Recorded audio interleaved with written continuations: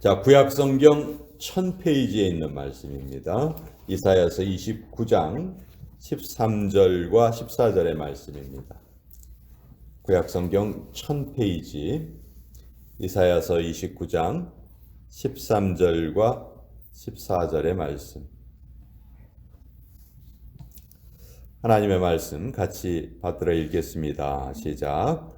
주께서 이르시되 이 백성이 입으로는 나를 가까이하며 입술로는 나를 공경하나 그들의 마음은 내게서 멀리 떠났나니 그들이 나를 경외함은 사람의 계명으로 가르침을 받았을 뿐이라.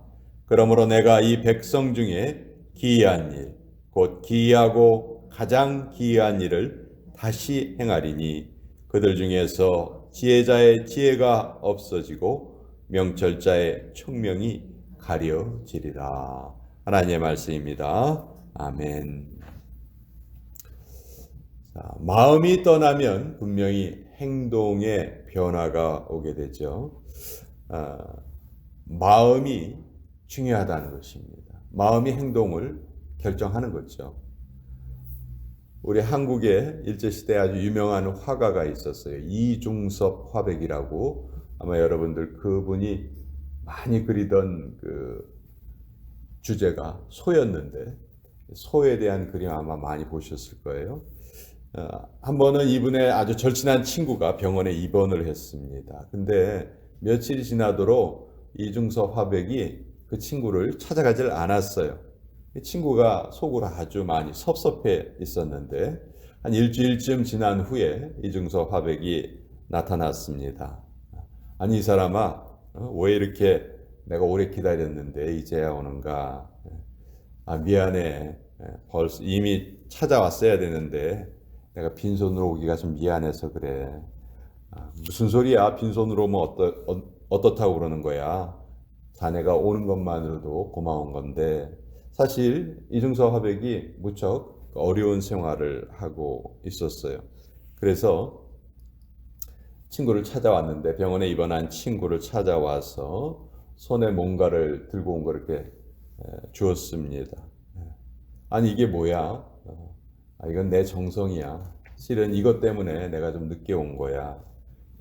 그걸 이렇게 펼쳐보니까 그림이었어요. 이중섭 화백은 뭐 화가니까 그림을 그렸는데 무슨 그림을 그렸냐면 천도복숭아 그림을 그려온 거예요.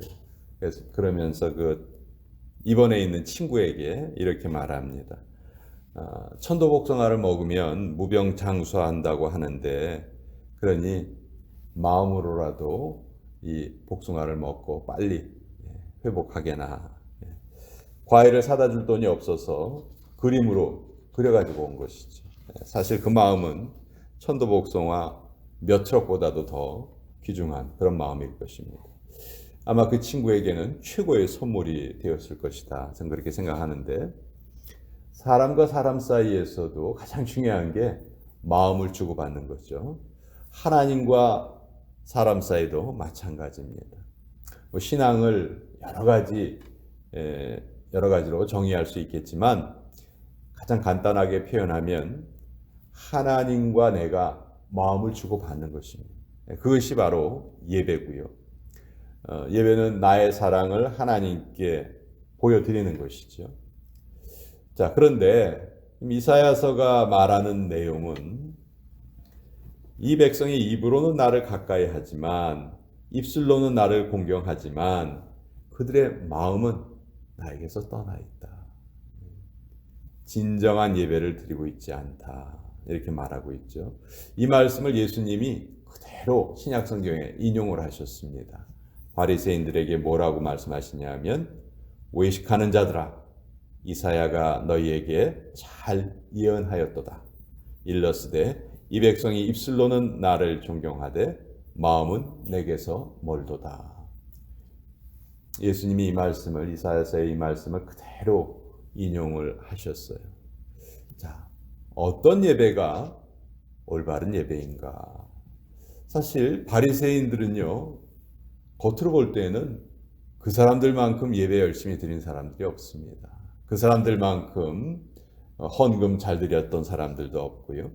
근데 예수님께서는 그들의 마음이 하나님께 멀다 그렇게 말했어요. 왜 그랬을까요? 그것은 그들이 너무 형식에 치우친 예배, 타성에 젖어 있는 예배, 성의 없는 예배를 드렸기 때문이다.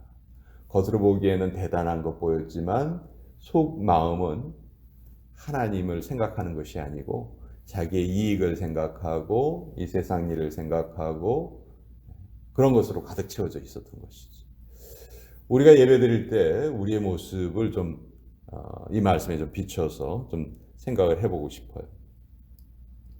예수님께서는 올바른 예배에 대해서 이런 말씀을 해주셨죠. 아버지께 참으로 예배하는 자들은 영과 진리로 예배할 때가 오나니 곧 이때라. 아버지께서는 이렇게 자기에게 예배하는 자들을 찾으시느니라. 하나님이 사람을 찾으시는데 어떤 사람을 찾으시냐 하면 예배하는 사람을 찾으세요.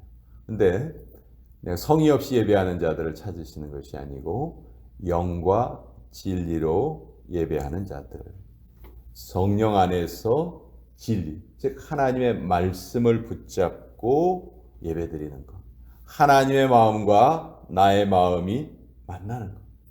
하나님은 영으로 존재하시죠. 영이신 하나님과 나의 영이 부딪히는 것입니다. 그래서 그때 하나님의 영을 만났을 때 내가 내 마음을 하나님께 드리는 것이죠. 내 마음을 주님께 드립니다. 이것이 참된 예배예요. 그래서 예배는 결코 콘서트가 아닙니다. 예배는 구경하는 게 아니에요. 야, 오늘 설교자가 설교 제대로 잘 하는지 못하는지 한번 보자. 찬양대가 오늘 찬양을 잘 부르는지 못 부르는지 보자. 대표 기도자가 기도를 잘하는지 못하는지 한번 우리 감상 한번 해보자. 이건 바른 태도가 아니죠. 예배의 감상자가 있다면 오직 한 분, 하나님 한 분이시죠. 그래서 우리가 예배를 올바로 드려야 되는데 저는 우리 교회 성도님들 예배 열심히 잘 참석하시죠. 근데 우리 성도님들도 예배를 드리기에 준비가 좀 더 필요하다 이렇게 생각을 합니다. 일단 예배당에 들어오면 하나님께 예배하러 온 거잖아요. 그렇죠? 그러면 오랜만에 보는 반가운 사람들이 있다 할지라도 가장 기본적인 자세는 예배 후에 인사하는 겁니다. 예배 후에. 예배 전에는 딱 들어와서 하나님께 예배드릴 자세를 딱 잡고 기도하고 또 주보도 보시고 그날 본문의 말씀도 읽으시고 물론 그 사람과 인사 나누고 싶죠. 얘기를 하고 싶어요.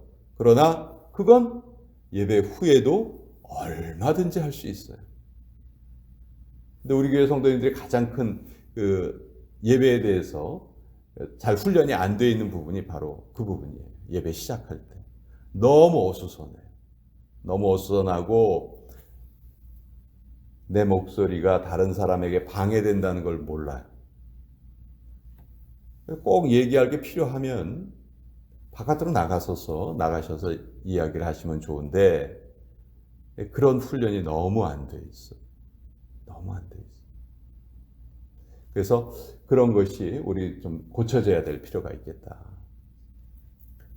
사실 우리 교회는 예배당이 자리가 문 열고 들어오자마자 바로 있고 또 부엌에서 너무 가깝고 친교실에서 너무 가깝고 그런 소음이 들리기가 참 쉽습니다. 이 구조 자체가 바깥과 이렇게 좀 떨어져 있으면은 그런 불편함이 없을 텐데 그래서 대부분의 예배당은 입구에서 들어오면 예배당까지 좀 거리가 있어요. 이렇게 쭉 들어가서 예배당 문이 있고 또 그 안으로 들어가고 그래서 바깥에서 이야기를 나누는 것이 예배당 안에 들리지 않도록 그렇게 이제 구조가 되어 있는데 이 건물 자체는 그렇게 크지 않은데 예배당 면적은 아주 크게 해놨거든요.